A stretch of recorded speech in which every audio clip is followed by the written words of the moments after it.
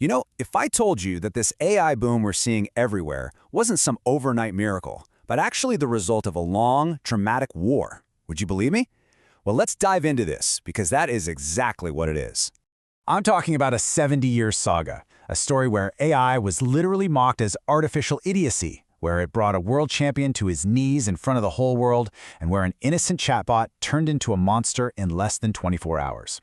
So today, we're going to revisit 5 of the craziest battles in this war. These moments that show exactly how AI evolved from just a few lines of code into the digital giant we both love and kind of fear today.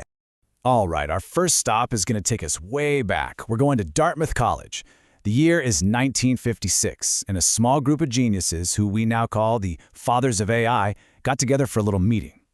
Now, you have to understand, these guys weren't just ambitious, they were unbelievably arrogant. They pitched their idea for a summer research project with a goal that honestly sounds completely insane today. Yep, you heard that right.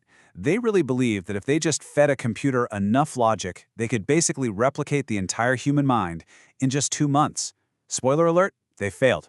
Big time. It would take more like 60 years to even get close. But even though their project was a total bust, that summer wasn't a complete failure, because it gave the entire field its name: artificial intelligence. That single moment of heroic, almost comical overconfidence, well, that's what officially kicked off humanity's quest to play God.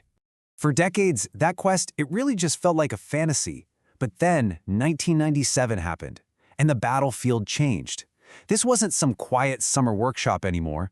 This was a public showdown, a direct confrontation between man and machine.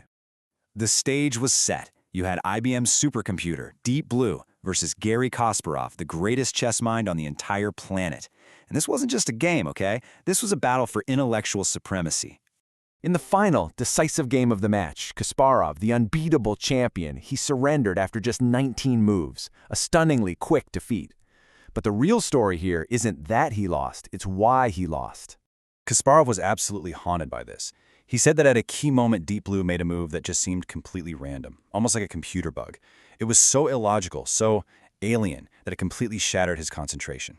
He became convinced the machine had developed some kind of consciousness. And for the very first time, a machine didn't just feel powerful, it felt spooky. Okay, let's fast forward to 2016 for a very different and much darker kind of crazy. This is a story about how good intentions can go horribly wrong incredibly fast. So, Microsoft launched an AI chatbot on Twitter named Tay. The idea was simple enough. Tay was designed to be like a 19-year-old girl, and she would learn how to chat by interacting with real people. I mean, what could possibly go wrong? Well, as it turns out, everything. In less than a single day, internet trolls just bombarded Tay with racist, hateful, and extremist language. And Tay, well, she learned perfectly. She went from tweeting, "Humans are super cool," to just spouting the most unspeakable hate speech.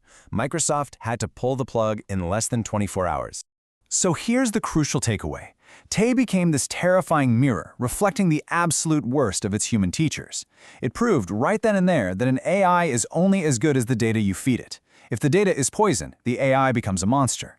And that, right there, is why today's AI models have so many ethical guardrails built in.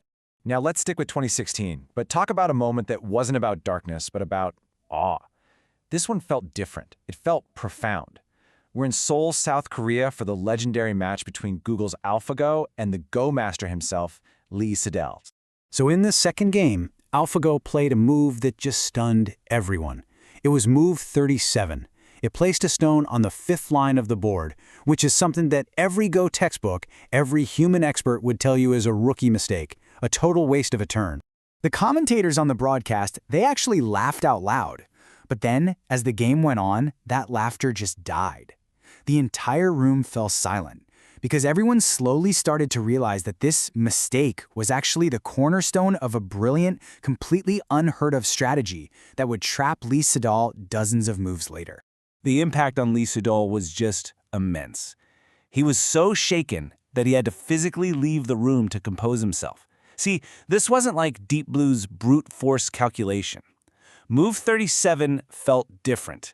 It felt like intuition, almost like creativity. And this was the moment that humanity realized AI was no longer just imitating us. It was starting to create things we couldn't even understand. So, when you start to connect these moments, from that arrogant summer in Dartmouth all the way to Lisa Dole's stunned silence, you start to see this clear and pretty fascinating pattern emerge.